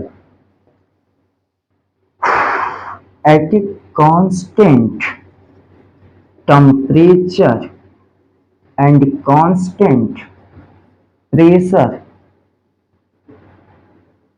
है ना, वॉल्यूम, वॉल्यूम, सॉरी, हाँ सही तो, volume is directly proportional to number of mole and number of molecule, अब देख भाई, मैंने बोला कि एट ए कांस्टेंट टेम्परेचर और कांस्टेंट प्रेशर पे वॉल्यूम जितना ज्यादा होगा, नंबर ऑफ मोल भी उतना ज्यादा होगा, नंबर ऑफ मॉलिक्यूल भी उतना ज्यादा होगा। ओके, अब भाई तो सर एटम भी तो ज्यादा हो सकता है? नहीं हो सकता है। अच्छा सर, क्यों नहीं हो सकता है? हो भी सकता है, नहीं भी हो सकता है। एटम मे बी सेम या मे नॉट बी सेम। मतलब एटम भी कांस्टेंट, मतलब may be same, may not, may be same and may not be same. क्यों सर, ऐसा क्यों है? क्योंकि it's depend upon atomicity. It's depends upon atomicity. ये एटॉमिसिटी पे डिपेंड करता है। एटॉमिसिटी क्या होता है सर? किसी मॉलिक्यूल में कितना, किसी कंपाउंड में कितना, जितना एटम होगा वही उसका एटॉमिसिटी होगा। मान लो CO2 है, CO2 में तो तीन ही है सर एटम, तो तीन एटॉमिसिटी। H2O है, H2O में भी तो तीन है, तो ट्राई एटॉमिसिटी। N2 हो गया, N2 में दो है सर, तो डाई एटॉमिसिटी। अच्छा सर, तो कार्बन को क्या बोले? इसमें तो एक ही है, मोनो एटॉमिसिटी। तो जितना एटम जिसके पास मौजूद है वो उसकी एटॉमिसिटी हो जाएगी। तो देख भाई, सबसे पहली चीज ये ध्यान रखना, वॉल्यूम डायरेक्टली टू एन और वॉल्यूम डायरेक्टली टू मॉलिक्यूल, है ना? ये चीज समझा, है ना भाई? ये ध्यान रखना। अब देख, इसको उठा के लाते हैं यहाँ पे, क्योंकि जगह है यहाँ पे। ठीक भाई, तो अब एक चीज देख, हम लोग मोल पे बात कर रहे हैं, वॉल्यूम और मॉलिक्यूल को थोड़ी देर साइड हटाओ। वॉल्यूम डायरेक्टली टू एन, तो मैं क्या ये नहीं लिख सकता हूँ कि हाँ सर डायरेक्टली प्रोपोर्शनल हटाए हो तो कांस्टेंट लगाए हो? बहुत सही, v by N is equal to constant नहीं लिख सकते हैं? अरे सर, आपका बोर्ड, आपका पेन, जो मन वो लिखो। V1 upon N1 is equal to V2 upon N2 नहीं लिख सकते हैं बालक? बोलो। अरे लिख सकते हैं सर। तो ये चीज होता है एवोगाड्रो लॉ। एवोगाड्रो नंबर क्या है? तो एवोगाड्रो नंबर हाइपोथेसिस है। एवोगाड्रो लॉ क्या है? तो ये सिर्फ और सिर्फ गैस पे अप्लीकेबल है। और at a constant temperature and a constant pressure volume is directly proportional to number of moles and number of molecule. Atom may be same, may not be same, it's depend upon atomicity. It's depend upon atomicity. तो v directly to n यहां से अपने पास आ गया, v by N is equal to constant, तो यहां से अपने पास आ गया v1 upon n1 is equal to v2 upon n2। अच्छा सर, अब समझ में आया ये सब क्या चलता है। अभी तक क्लियर ही नहीं था सर, क्या बताए, बहुत परेशानी थी। कोई बात नहीं, परेशानी थी, है ना? और थी तो बहुत अच्छी बात है ना? अब वो चाहे क्या थी, वो भी थी तभी अच्छी बात है तो अच्छी बात नहीं है, ये भी ध्यान रखना। ठीक, परेशानी अभी नहीं होनी चाहिए, समझा? अब तो नहीं है सर, नहीं है तभी तो आपकी क्लास कर पा रहे हैं, नहीं तो करने कहाँ देती।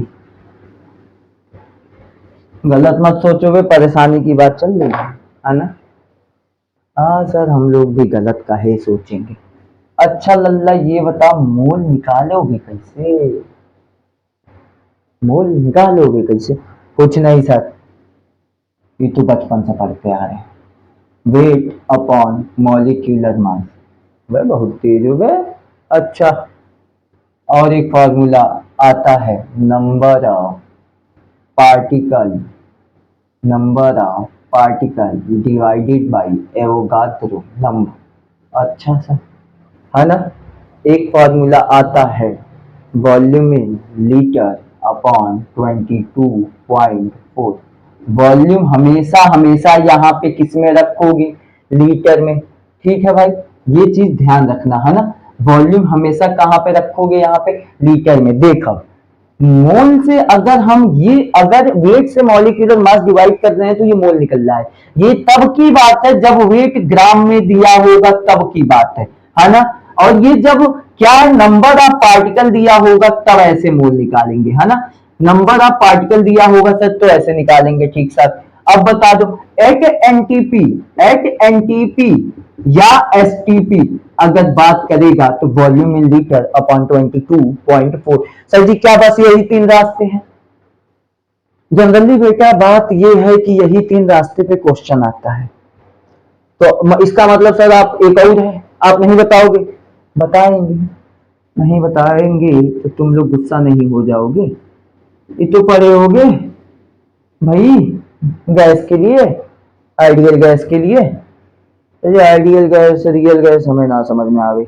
आइडियल गैस हो जो पूरे गैसेस लॉ को फॉलो करे। गैसेस लॉ का होता है Boyle's law, Charles law, Avogadro law, Gay Lussac law, है ना? अरे चलो वहां की बातें हैं सर, अभी मत बताओ, दिमाग पक रहा है। एन क्या है? Number of mole. तो भाई मैं ये ना लिख दूं पीवी बाई आर टी? अच्छा सर, तो ये तो यही फॉर्मूला बन गया, तो यही तो। लेकिन it is only applicable for gas, it is only applicable for gas, ध्यान रखना, it is only applicable for gas. ये सिर्फ और सिर्फ गैस के लिए ही अप्लीकेबल है, इतनी बात ध्यान रखना भाई। सबसे पहले मोल के 3 फॉर्मूले, पहला क्या? Mole is equal to weight upon molecular mass, दूसरा क्या? Number of particle divided by Na, तीसरा क्या? Volume limited divided by 22.4। अब उसके बाद से एक फॉर्मूला हमने देखा कि PV by RT is equal to mole, और ये सिर्फ और सिर्फ अप्लीकेबल है गैस पे। और एनटीपी और एसटीपी पे कौन सा लगाएंगे? Volume in litre divided by 22.4।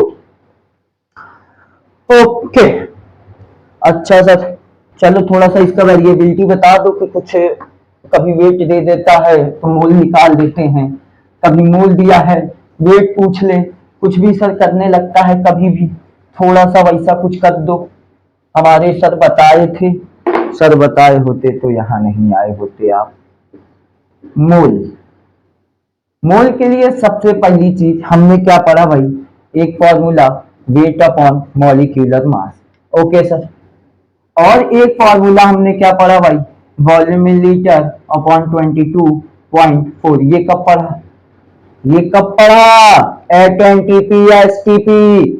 एक और पढ़ा sir, number of particle divided by Avogadro number, number of particle divided by Avogadro number. अब देख भाई, तुम्हें अगर वेट दिया है ना, वेट दिया है, तो तुम मॉलिक्यूलर मास का डिवाइड कर दिए, तुम्हें क्या मिल गया? मोल, है ना? लेकिन अगर तुम्हें मोल दिया है और तुम्हें फाइंड करना है वेट, है ना, तुम्हें मोल दिया है, तुम्हें फाइंड करना है वेट, क्या करोगे? क्या करोगे? मल्टीप्लाई कर दो मॉलिक्यूलर मास। ठीक, ओके सर। अब वेट है, अब मोल निकालना है, वेट है और मोल निकालना है, तो क्या करोगे? डिवाइड कर दो मॉलिक्यूलर मास का। अच्छा सर, नंबर ऑफ पार्टिकल है और मोल निकालना है, तो क्या कर दो? डिवाइड कर दो एवोगाद्रो लॉ। मोल है, नंबर ऑफ पार्टिकल निकालना है, क्या कर दो? मल्टीप्लाई कर दो एवोगाद्रो नंबर। ओके भाई।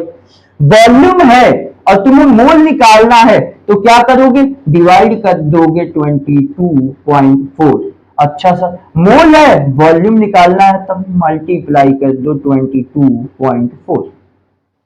समझे भाई? तो जी ये तो लग रहा है रावण का आंख है। कोई बात नहीं, रावण से कम थोड़ी है ही। अभी आगे आगे देखो होता क्या है। चलो अब आगे एक क्वेश्चन करते हैं, है ना? उसके बाद आगे बढ़ते हैं। ओके ठीक भाई, अब चल थोड़ा थोड़ा ध्यान दे। अब हाँ, calculate the calculate the number of mole in 1.7 gram of ammonia। मोल के लिए क्या पढ़े तुमने? मोल के लिए तुम क्या पढ़े? वेट, वेट कितना दिया? 1.7। मॉलिक्यूलर मास कितना? 17। ये कितना आ गया तुम्हारा? आ जाएगा ये 0.1। ठीक, ये हो गया मोल। बोल भाई, ये बोलो, है ना? तो जी एक दो ठोड़ी करा दो मोल पे, है ना भाई? चल, calculate the mole 2.4 gram of 2 point नहीं लिखो, एक काम करो लिख लो 4.4 ग्राम ऑफ CO2। अच्छा सर जी, ऐसा ऐसा ले रहे हो ना।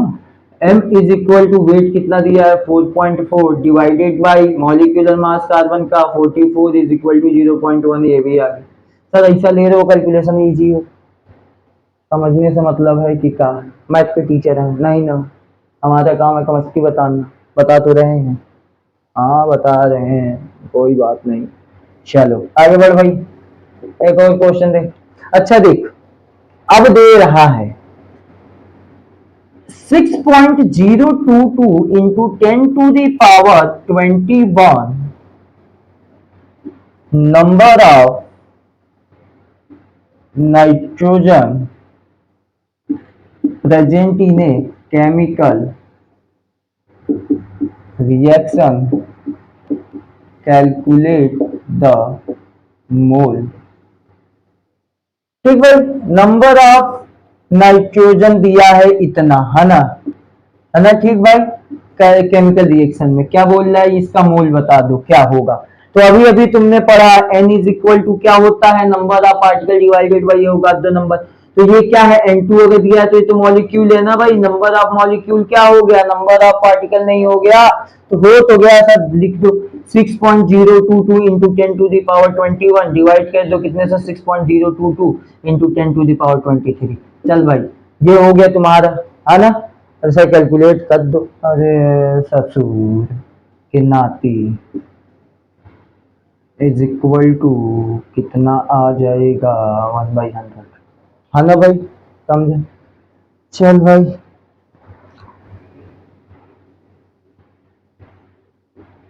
अब देख, थोड़ा सा क्वेश्चन को बढ़ाया गया। In a chemical reaction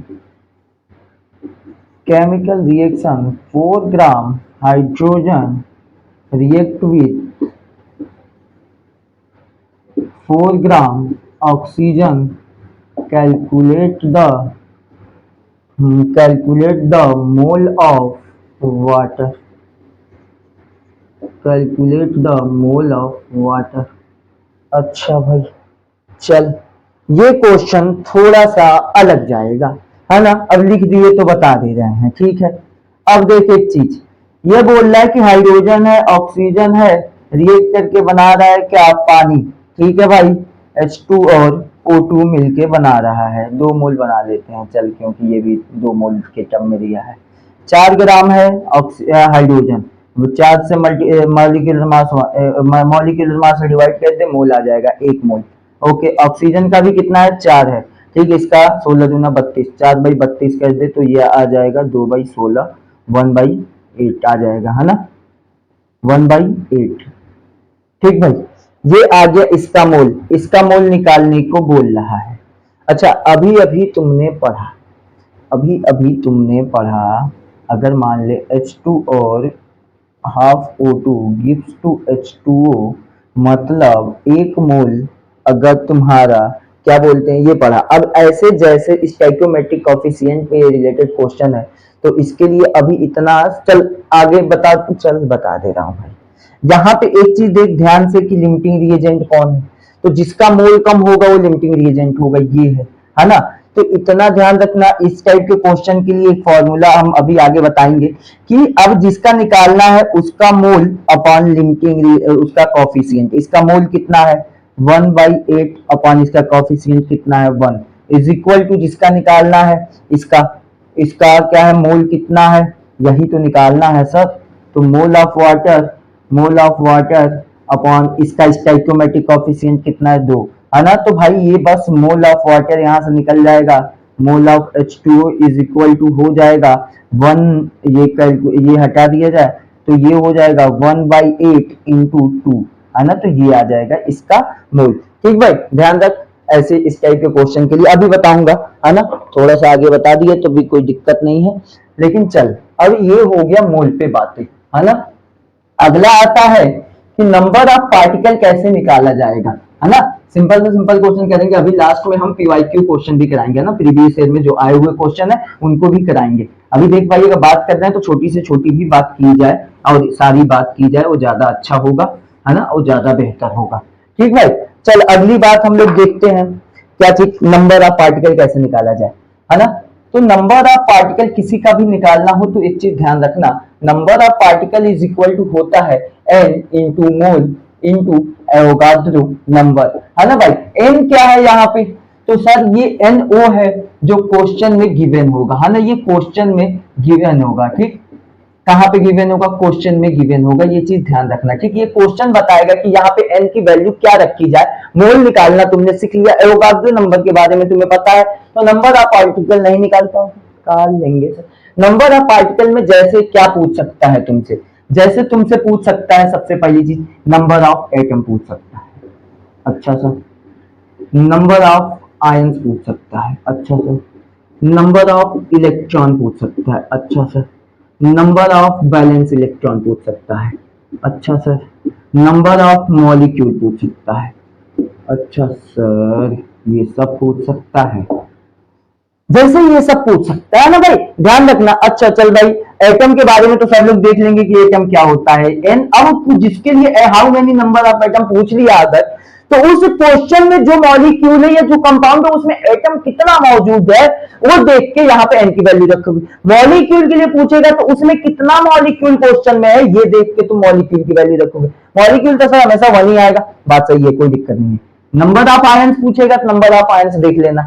number of electron पूछेगा, नंबर ऑफ इलेक्ट्रॉन देख लेना। नंबर ऑफ वैलेंस इलेक्ट्रॉन पूछेगा तो उसमें कितना दिख रहा है वो चीज एन पे रखना है ना। Sir ji number of electron, number of valence electron कैसे किया जाएगा, अरे नंबर ऑफ इलेक्ट्रॉन अगर पूछे तो sum of the atomic number, sum of the atomic number in mutual molecule, ये हो जाएगा नंबर ऑफ इलेक्ट्रॉन। अच्छा sir number of valence electron कैसे होगा, sum of the group number of mutual molecule. Sir neutral क्यों लिख रहे हो, अरे गधा, अगर न्यूट्रल नहीं लिखूंगा माइनस पॉजिटिव आ जाएगा, तो माइनस का मतलब इलेक्ट्रॉन ज्यादा हो जाएगा उसके पास, और पॉजिटिव का मतलब एक इलेक्ट्रॉन की कमी हो जाएगी उसके पास, ठीक है, नहीं समझ पा रहे हो क्या।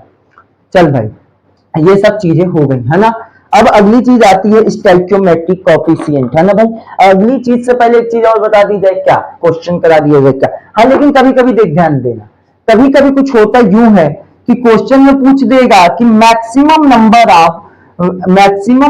ऑफ बताइए molecule, when question of maximum number of molecule, है ना भाई।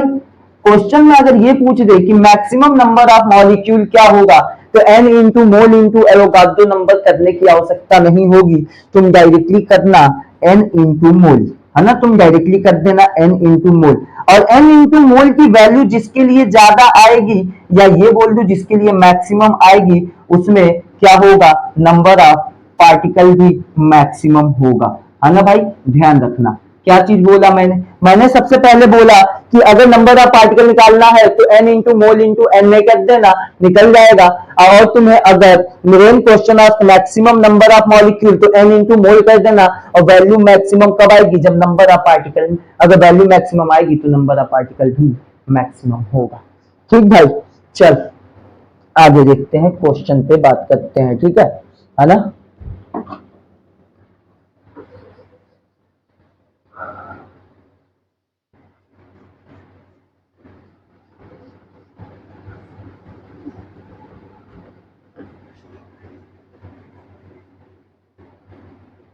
दो चार क्वेश्चन इस पे करवा रहे हैं, समझ जाना, ठीक है ना। देख भाई 1 शॉर्ट वीडियो है, ज्यादा लेंथ में नहीं लेके जाना है ना। Find the number of atom in 34.2 gram of sucrose, है ना भाई। कि अब ये देखना है कि find the number of atom in 34.2 gram of sucrose, है ना भाई। तो तुमने पढ़ा क्या, नंबर ऑफ पार्टिकल निकालने का मत फॉर्मूला, तो नंबर ऑफ एटम लिख दू यहाँ पे, तो नंबर ऑफ पार्टिकल था ना, बताया तो था। नंबर ऑफ एटम पूछे, number of molecule, number of ions, number of valence electron, number of electron, तो सबका मतलब है कि नंबर ऑफ पार्टिकल ही पूछ रहा है, ठीक, ध्यान रखना। तो सबसे पहली चीज नंबर ऑफ एटम पूछा है, तो क्या रखे सर, एन की value n into mole into Avogadro number. तो सर n की वैल्यू यहाँ पे क्या हो जाएगी, भाई सुक्रोज, भाई सुक्रोज पूछ रहा है। सुक्रोज का मतलब क्या है? C11H22O11, है ना। इसमें नंबर ऑफ एटम कितना दिख रहा है? 11 दूना 22, 22 22 44। अच्छा सर, ये जो दिखेगा उसमें वो रखना है। हाँ, यहाँ पे नंबर ऑफ मॉलिक्यूल पूछ देता तो फिर ये 44 नहीं रखेंगे। सुक्रोज कितना मॉलिक्यूल है? एक ही मॉलिक्यूल है सर, तो वहां पे एक रखते। तो अभी तो यहाँ पे 44 रख दो। मोल सर दिया, मोल है तो मोल को वेट बाय मॉलिक्यूलर मास लिख दिया जाए। हाँ सर लिख दो। तो वेट की जगह पे क्या लिख दिया जाए? 34.2 ग्राम। Okay sir.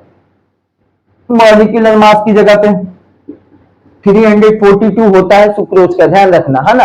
अच्छा सर, Na को Na ही रहने दो, ठीक। तो ये क्या हो जाएगा? 44 इंटू 0.1 इंटू Na, है ना सर। तो ये हो जाएगा 4.4 Na।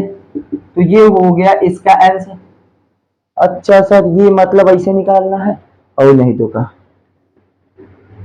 अगला क्वेश्चन देख। Find the number of electron in N3 minus, है ना भाई। कि नंबर ऑफ इलेक्ट्रॉन कितना होगा N3 माइनस में, ये कैलकुलेट करना है तो कैसे करेगा? तो number of electron is equal to N into mole into Na। अच्छा, तो N into mole into Na करना है भाई। तो यहाँ पे इलेक्ट्रॉन दिख कितना रहा है? सर इलेक्ट्रॉन के लिए आप बताया था sum of the atomic number in neutral molecule. तो इसका क्या होगा एटॉमिक नंबर? 7 7 तिरिका 21।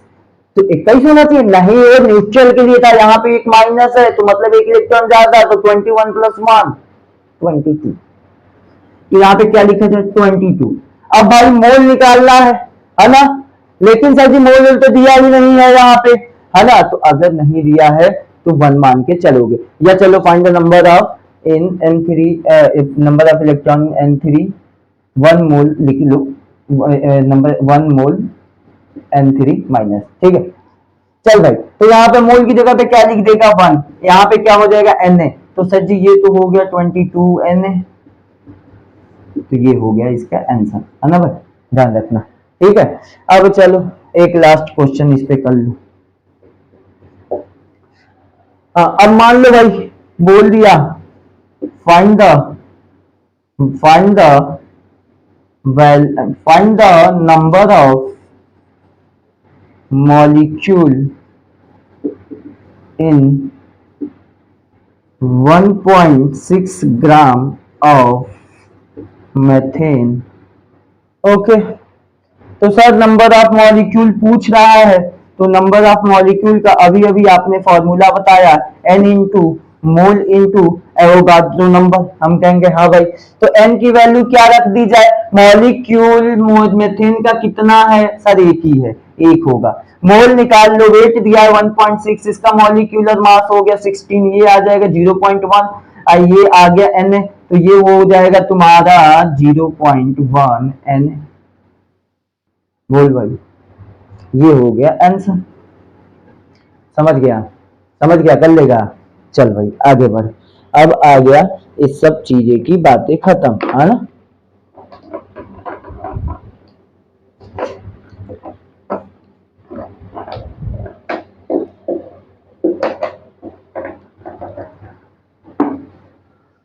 अपने पास अभी 2 चीजें बची हैं। एक कंसंट्रेशन पूरा पढ़ लिया जाएगा और साथ ही साथ ये सब भी पढ़ के खत्म कर लिया जाएगा। चलो तो थोड़ा आगे बढ़ते हैं, है ना। थोड़ा आगे बढ़ते हैं। अब आगे बढ़ने से पहले हम लोग ध्यान देंगे सबसे पहले क्या चीज और पढ़ी जाए, है ना। अब देख एक चल, अब चीज आती है स्टोइकियोमेट्रिक कोएफिशिएंट।